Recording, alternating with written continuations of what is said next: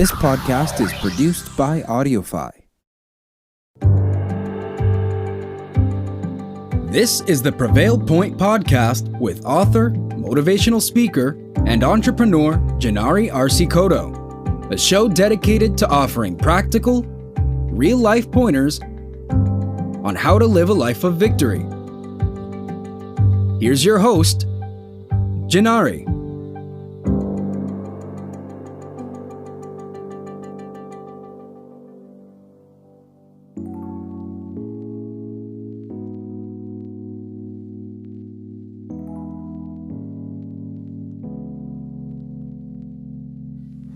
Hello everyone, I am so excited today. I think today is going to be one of the best podcasts that you have ever heard.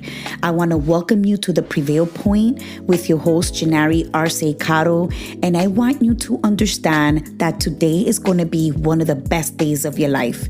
So I want to first thank every veteran that is listening to me today. I want to thank you for your service today, and every single day we salute you for the sacrifice you gave to our nation. I am totally understanding that freedom is not free. Today, we are able to work, we are able to dream, we are able to do so many things because you went before us, fighting for us so that we can be free today to reach our dreams and goals. So I want to thank you so much. Happy Memorial Day weekend. I hope everybody was safe and had a fabulous time. Today, I want to talk about taking risks. I want to talk about having courage to do something different. A lot of people don't understand that to get something you never had, you have to do something you never did.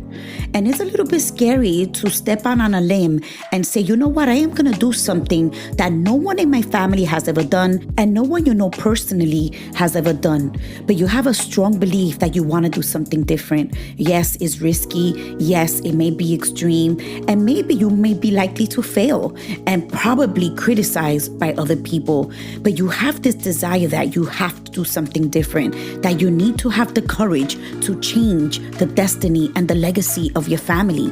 And I want to talk about to get something you never had, you have to do something you never did. But to do that, you need courage.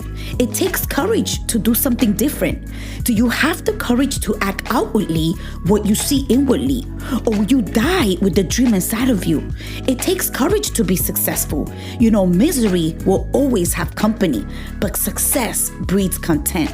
Are you one of those people that are saying, I don't want to be like the rest of the population. I don't want to be like the rest of the family. I feel that God has destined me to do something different, to change the world, to change something around you. I feel that I have been chosen. If you're that person, this is for you. But I want to tell you that it takes courage.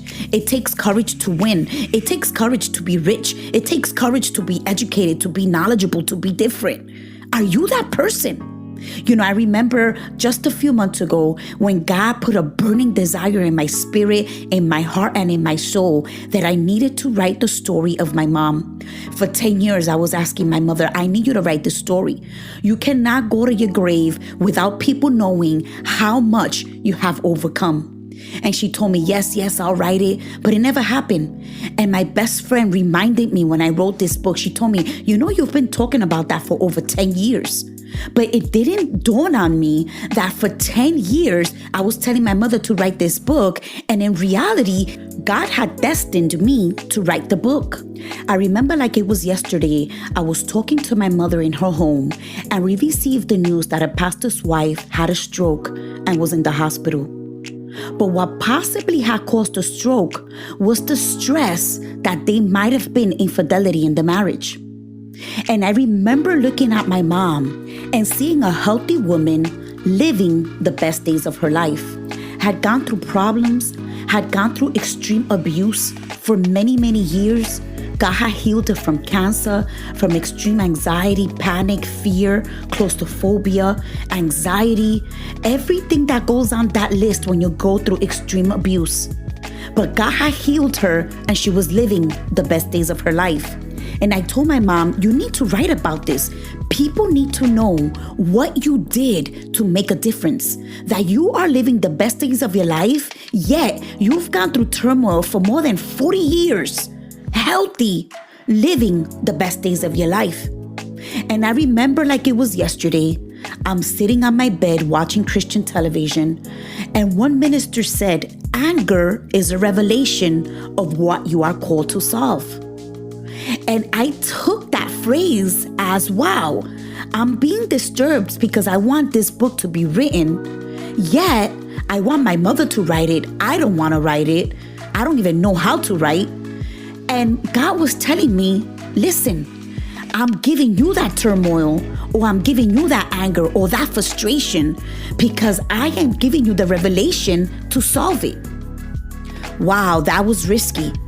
I had to go out on a limb. I didn't know what to do. I had no connections. Nobody I knew was an author. Nobody I know had written a book. I didn't know any publishing companies. I didn't know any marketing companies. I didn't know anything. All I knew was that I had a burning desire and I had to get up and do something to change it. And I said, okay, I want my mom to write this book, but God is calling me to write the book. What do I do? But what do you do when God tells you to do something different? What do you do when God tells you to do something that you have no idea how to do it? I didn't have no idea. I said, wow, the stuff that I have to talk about, I mean, you need to read the book to hear the book. I'm going to be criticized. I'm going to be ridiculed. I'm going to lose family. I don't even know what to write. I don't know half of the story. I need to relive the story. I need to relive the pain. I need to relive everything that happened for the past 40 plus years to get this story and this message out and to encourage people that it's going to be okay, that they can get healed, that they can be restored, that they can live the best days of their lives. It takes courage, guys. It takes courage to know that people are going to talk about you. It takes courage to know that you're going to have haters. It takes courage that you know that you're not going to fit in. It takes courage to know that you're going to lose family members, that you're going to lose close friends, because God is taking you to another level and you have to leave the mediocre people behind. It takes courage when you have to leave people behind that you love. But they cannot go to the level that you're going to because they're not ready. And God is not preparing them. He's preparing you. It takes courage to win. It takes courage to do something that somebody else hasn't done. But then I realized that I didn't go through all of what I've been through and all of what my parents have been through and all of what my ancestors have been through so that I could fit in with normalcy. I didn't go through what I went through so that I could not achieve the destiny that God had for me. You have to have courage to obey God regardless of what people think about you. I didn't go through all that pain not to win, not to do what God had called me to do, no matter what people think of you.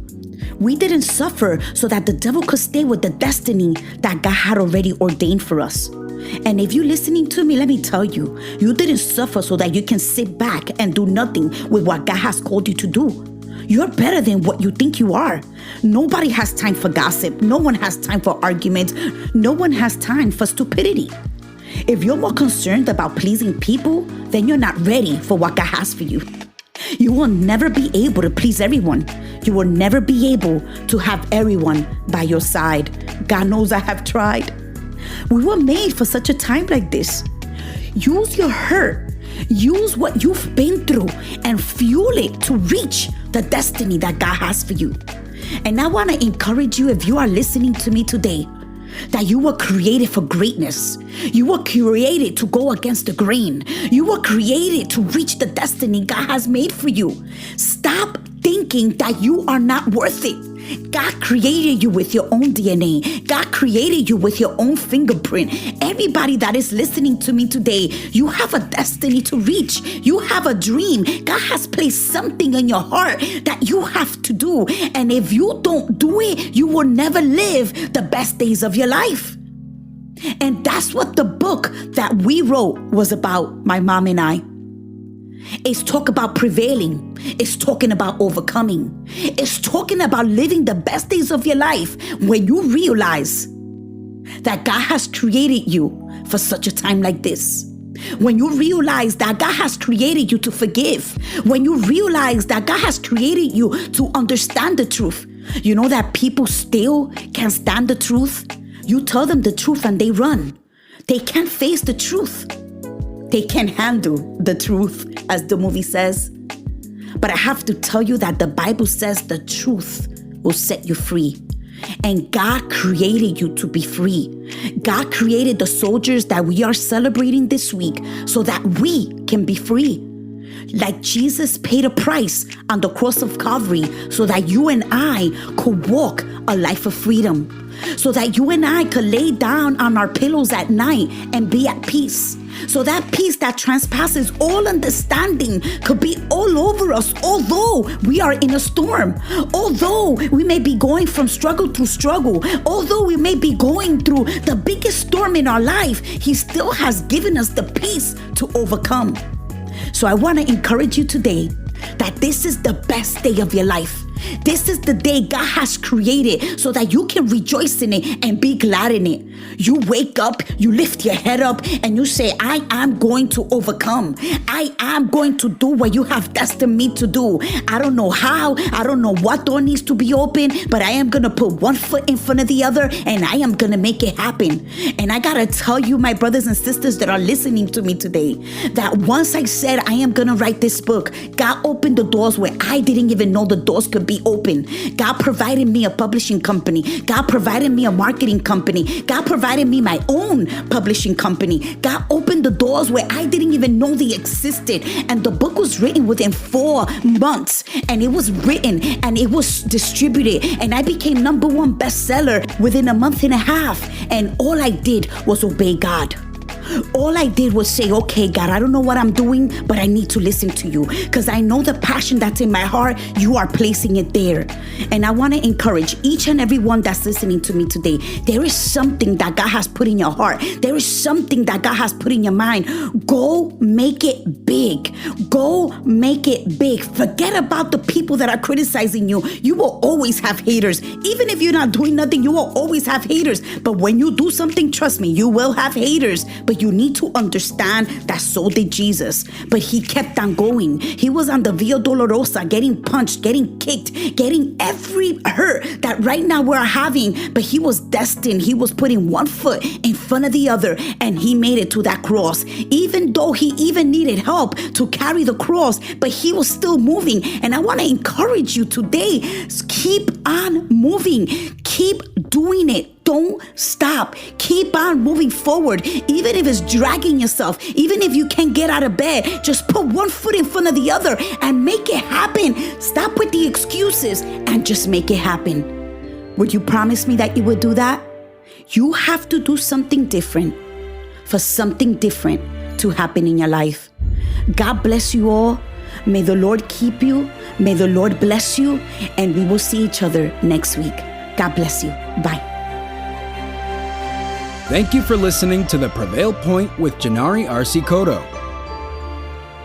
Order her book Prevail, The Process of Overcoming on Amazon.com or wherever books or audiobooks are sold.